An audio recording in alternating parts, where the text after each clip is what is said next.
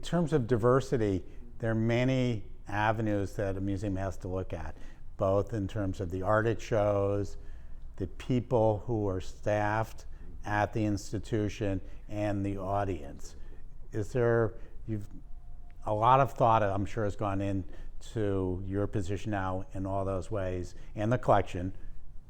Yeah, I think actually your question states it really well. Diversity is not just simply about showing diverse art. It's not simply about having just a diverse staff or a diverse board. It's all of those things collectively.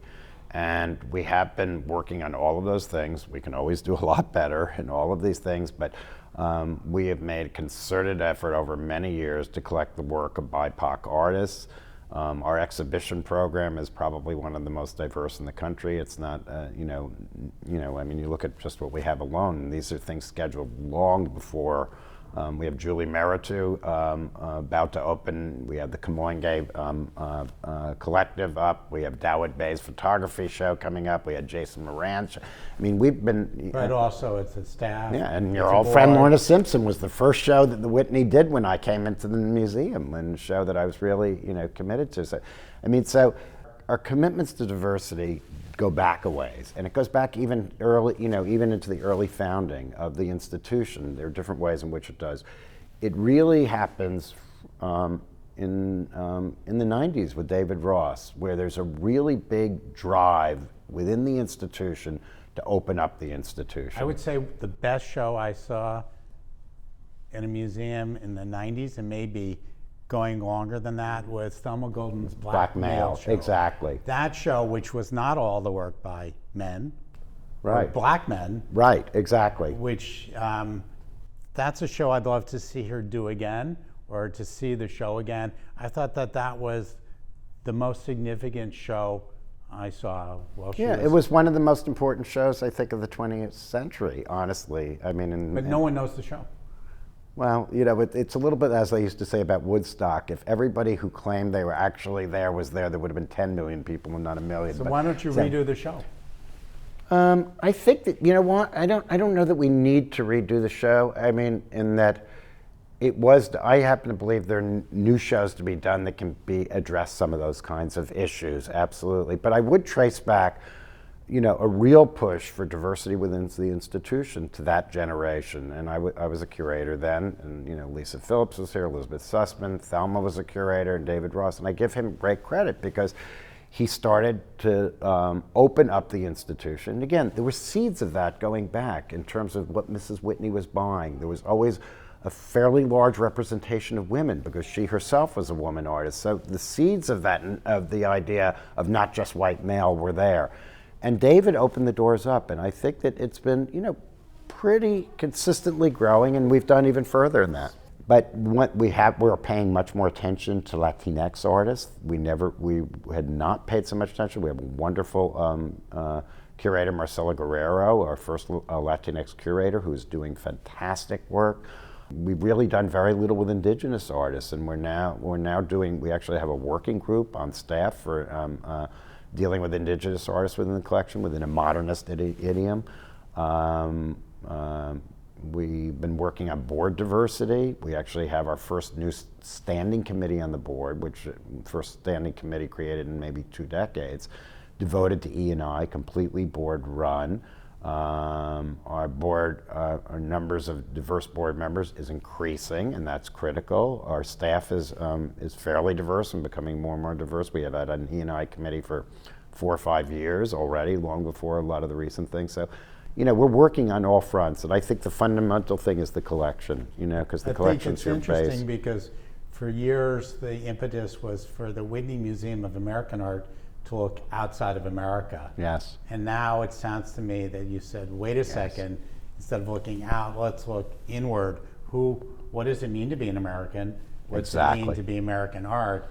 And that's a much more unique position to take. Correct. No, because if you look at the diversity of artists, of communities, New York City alone, 300 languages spoken. I mean, maybe we spent a little bit too much time looking out in the world and realizing there was so much here that we weren't paying attention to. And I think we've really come to that in the last 5 years. Our chief curator, Scott Rothkopf, has done a really good job in doing that. And in terms of hiring curators, I just think, and you know something, it's not something that we're doing because we have to. It's something we're really enjoying. It's something we've been really committed to. It's like discovering things that have always been there, and you have to, you know, beat yourself up a little bit and say, gee, some of these things, why didn't we look sooner? But, you know, after that, you have to say to yourself, okay, we didn't hit it, so now let's move on. The Whitney has always identified itself as an artist museum in that sense, and you know that. And I mean, it comes from Gertrude Vanderbilt Whitney being an artist and not just a fancy collector, which she was, but also was really committed to art making. And you know, the first curators were artists here, the directors were artists, and you know, it's the spirit of the institution. You know. So, everybody always wants to know what artists to be looking at, not just in a market sense, but where to learn. I mean, if you'd said someone tour 2 years ago, people would have said who, but you were looking there. Who are you personally looking at? Because yes, you're a museum director, but you're really a curator at art. It's true. I mean, I haven't been, you know, I've been trying to go to the galleries, and I mean, speaking of which, I saw a really wonderful, you know, Tip Dunham show, who's an artist who I greatly admire. Derek Fojor had a fantastic, I mean, you know, it's really interesting. There's probably, I would say in the last year, as the galleries reopen, there's been some of the most interesting shows. I mean, where I have had days where I go to galleries where at the end of the day, you can't remember what you see. And I have to say that the last 6 months, there's been wonderful, really, really wonderful exhibition projects and things that I, you know. I think we use the galleries differently. It's like you go and see one show and you're excited to do it, as opposed to, well, you're there and then you see 50 shows and you go, well, that was a lot of noise. Right. And That's right. I enjoy that. Like when I go, it's to really focus on something. Now, do I not bump into something I didn't know about? True. But is that likely to turn me on? No, probably not. Mm-hmm. So. Yeah, I mean, there's been lots of, you know, I went up to the Bronx Museum last weekend to see Sanford Bigger's installation. And I knew bits and pieces of his work, but I think it's one of the best shows of his work I've seen, which I really, really liked. I mean, so, you know, I try to get out of the habits of just doing the things that I do and just go to the same, you know, 6 or 8 galleries or 10 galleries or whatever it is. So speaking of great artists, and maybe one of my favorite artists is David Hammons. Now I know that you're doing something that I'll ask you about, but will you be the first museum director to actually land that mythological, famous David Hammons retrospective? I knew that was coming. That every major museum in the world has been begging for.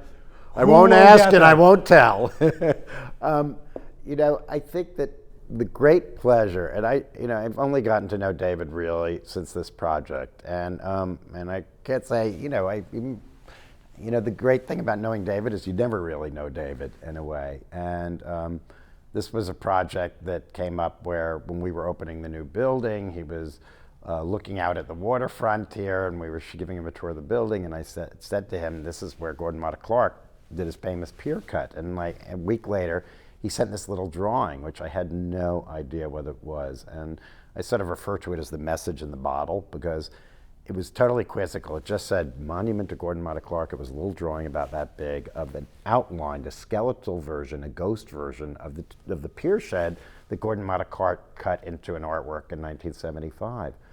I let it sit around in here, and then finally one day I said to Scott Rothkopf, our chief curator, I said, do you think David's making a proposal for a project? And so he said, give him a call. So we gave him a call, we brought him in, and we started talking. And it was clear that it was a collaborative project if that was the case. In other words, he wasn't making a proposal, he wasn't saying you should do it, but he was interested in the idea of it happened. And it happened organically. This was a conversation now 5.5 years ago. It took us many, many years to raise the money. And it is going to be built on right on the river. The Whitney will not own it. It will be on Hudson River Park land, and the Whitney will take care of it in perpetuity. And to me, it's the great symbol of what art should be at its very best. The idea that it's for everybody and nobody really owns it in a way. It's all in the public trust. And to me, Hammonds, to your point, is one of the greatest artists of his time. It's been an honor working with him. If he wanted to do something in the building, I would be delighted. But you know, I know that David makes his own choices and decides his own way. And it goes back to what you were saying in a way about, we were talking about your mother, Jo Baer, in terms of art making. Great artists make up their own rules in their own way in their own time. And the respectful way to treat them is to address it on that basis, and not just about what you want, what the institution wants, what the market wants, which is what, you know, the art world does. It traps everybody in it. But what does the artist want? And the respectful way for an institution to be is to respond to in kind. You know, when somebody like your mom or Frank Stella or David Hammonds or whoever the artist is, you know, to treat them with the kind of respect that they deserve. I think the future of art, and we're staying off the NFTs and all that social media, it's going to come from the artists. That's and whatever's right. coming in the future, it may be after our time, but something great will come, and it can't come from you, and it can't come from That's me, right. and it can't come from them. It's going to come from the artists. So That's right. I always throw the challenge back to them. It's for you. Don't worry about all that other BS, because you'll be dead. And if you make something great, it'll still. That's right. And I don't think it's about institutions planting their institutional flag in an artist's career to kind of say that they got there. It's about an artist wanting to work with the Whitney because they want the space, they want the curator, they want the institutional characters. Something to communicate. Yeah, people say to me, "Are you jealous that so-and-so had the, you know, museum had this show?" And I said, "No." I said, "Look, first of all, there are a lot of artists." You will be jealous if somebody else does the David Hammond show, but that's maybe a little, but not. Yeah. But other than that, but my point being is there are a lot of artists, and many of the artists who want to work with us because there's something about the character of the institution, or multiple ways, which really drive them to wanting to work with us. And that to me is the most. You know, I see that Julie Meritou right now is perfect with Rue Hockley as the curator, and Julie Meritou. There's a wonderful chemistry. I've been watching them in the galleries. I mean, it's a real amazing conversation. It's a deep conversation. It's not just simply put this here, put this there, you know? Well, in that sense, it's about a relationship. As you're saying in the collection, in many ways, the Whitney is a much smaller institution than It people is. think. The staff is much smaller.